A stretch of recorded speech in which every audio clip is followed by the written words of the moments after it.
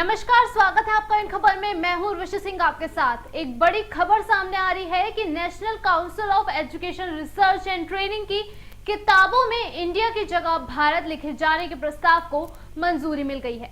खबर है कि एनसीईआरटी द्वारा गठित समिति ने एक सिफारिश की।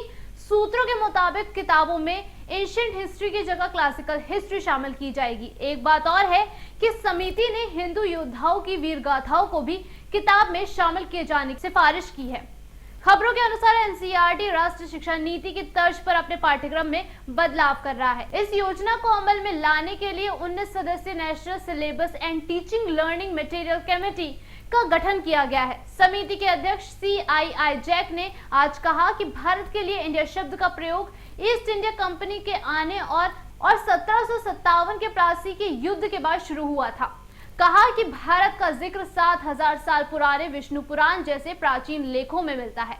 अध्यक्ष ने कहा कि समिति ने आम सहमति से सिफारिश की है कि सभी कक्षाओं की किताबों में भारत के नाम का इस्तेमाल होना चाहिए।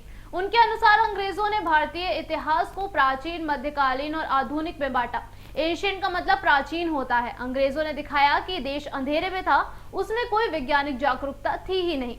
जबकि सौरमंडल पर आर्यभट्ट के काम समेत ऐसे कई उदाहरण हैं जिनके अंग्रेजों ने दरकिनार कर दिया। ये देखते हुए समिति ने सुझाव दिया कि मध्यकाल और आधुनिक के साथ साथ क्लासिकल हिस्ट्री को पढ़ाया जाना चाहिए। बता दें कि समिति ने किताबों में हिंदू योद्धाओं की जीत के बारे में पढ़ने की सिफारिश भी की है। CII जैक ने कहा कि वर्तमान में किताबों में हमारी असफलताएं शामिल की गई हैं, लेकिन मुगलों और सुल्तानों पर हमारी जीत के बारे में कोई जानकारी नहीं दी गई है। उदाहरण दिया कि किताबों में बताया गया है कि मोहम्मद गौरी ने भारत पर आक्रमण किया था। उन्होंने कहा कि जबकि ये नहीं बताया गया कि भारत से जाने से पहले ही कोकारी जनजाति ने उसे खत्म कर दिया था। समिति के अनुसार इंडियन नॉलेज सिस्टम को भी किताबों में शामिल करने की सिफारिश की गई है। अभी के लिए फिलहाल इतना ही। जल्द वापस आएंगे तमाम जानकारियों के साथ। तब तक के लिए नमस्कार।